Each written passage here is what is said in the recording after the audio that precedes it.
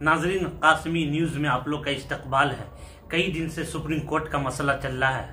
आप लोग को अच्छी तरह मालूम है कि वक्फ अमलाक 2025 जो सुप्रीम कोर्ट के अंदर दाखिल किया गया है और वो डेट बाय डेट टालते हुए आ रहे हैं, लेकिन इंशाअल्लाह आज फैसला हो जाएगा और कई वकील और जजेस लगे हैं।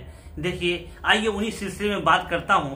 सबसे पहले आप मेरे डॉक्टर मेराज अशरफ की इस बयान को सुने, उसके बाद इसी पर हम गुफ्तगू करेंगे। सुनिए क्या कह रहे हैं। आदाब दोस्तों, जैसा कि आप देख रहे हैं सुप्रीम कोर्ट में हम लोग मौजूद हैं और कल जो है वो 4 घंटा जो है सीजीआई की बेंच ने सुना इस केस को और पिटिशनर्स के जो वकील थे उनकी सबकी बात उसमें सिब्बल साहब, सिंघवी साहब, धवन साहब, अहमदी साहब की बातें जो है उन्होंने सुनी और बड़ी इत्मीनान से 4 घंटे उन्होंने बहस की और आज जो है सरकार को मौका दिया है अपने पॉइंट्स रखने का।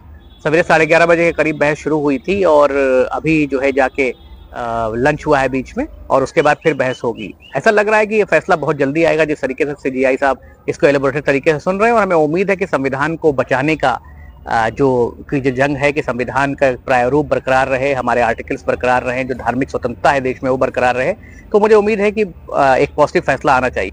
तो नाजरीन, आपने समात फरमाया, ये डॉक्टर मेराज अशरफ थे, उनके साथ एक वकील साहब थे। आइए सुप्रीम कोर्ट के वकाला क्या कह रहे हैं। मजहबी इस्लाम का लाजमी हिस्सा तस्वुर नहीं किया जा सकता वक्फ अमलाक। नाज़रीन, वक्फ तरमीमी कानून पर सुप्रीम कोर्ट में मुसलसल दूसरे दिन की समाअत के दौरान सॉलिसिटर जनरल तुषार मेहता की दलील।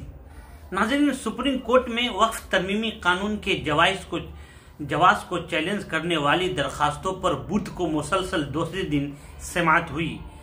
मरकज की तरफ से पेश होने वाली सॉलिसिटर जनरल तुषार मेहता ने अदालत को बताया कि हम एक बहुत बड़ा मसला हल कर रहे हैं जिनकी इब्तिदाई 1923 में हुई थी। उन्होंने कहा कि सरकारी अराजी पर किसी का कोई हक नहीं हो सकता, चाहे वह वक्फ बाय यूजर की बुनियाद पर ही क्यों न हो। अगर कोई अराजी सरकारी है तो हुकूमत को उसको वापस लेने का पूरा हक है, खा उसे वक्फ करार दे दिया गया हो। कज ने भी कहा कि वक्फ एक सेकुलर निज़ाम है और ये कानून सिर्फ उसके नज़्म व नुस्ख को बेहतर बनाने के लिए लाया गया है। इससे मजहबी आज़ादी पर कोई असर नहीं पड़ेगा। इससे कबल 20 मई को CJI BR जस्टिस AG मसीह और जस्टिस विनोद चंद्र की बेंच के सामने मरकज ने समाअत को पहले उठाए गए मामले तक महदूद करने की दरखास्त की थी। सॉलिसिटर जनरल तुषार मेहता ने कहा था, समाअत इन 3 मामलों पर होनी चाहिए जिन पर जवाब दाखिल किया गया है। सुप्रीम कोर्ट नए वक्फ कानून के खिलाफ सिर्फ 5 अहम अर्जियों की समाअत कर रही है। इसमें AIMIM के रुकने पार्लियामेंट असदुद्दीन ओवैसी की अर्जी पर भी शामिल है। सुप्रीम कोर्ट ने फरीकैन को दलाइल के लिए 7 घंटे का वक्त दिया है।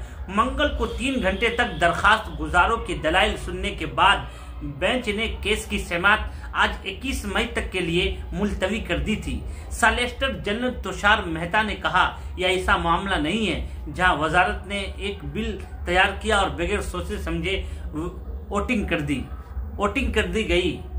चंद दरखास्त गुजार पूरी मुस्लिम कम्युनिटी की तरफ से बात नहीं कर सकते। आपके पास जो दरखास्तें आई हैं वो उन लोगों की तरफ से दायर की गई है जो इस कानून के बराह रास्त मुतासिर नहीं है।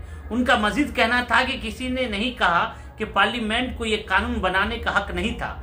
GPC को 96 मीटिंगें हुई और हमें 97 लाख लोगों से तजावीज़ मौसूल हुए जिन पर बहुत सोच समझ कर काम किया गया है। सॉलिसिटर जनरल तुषार मेहता ने आज अपनी बात की शुरुआत इस तरह की, जिन अशखास के जरिए मफादे आम्मा की अर्जिया दाखिल की गई है उनमें से कोई भी मुतासिर फरीक या शख्स नहीं है।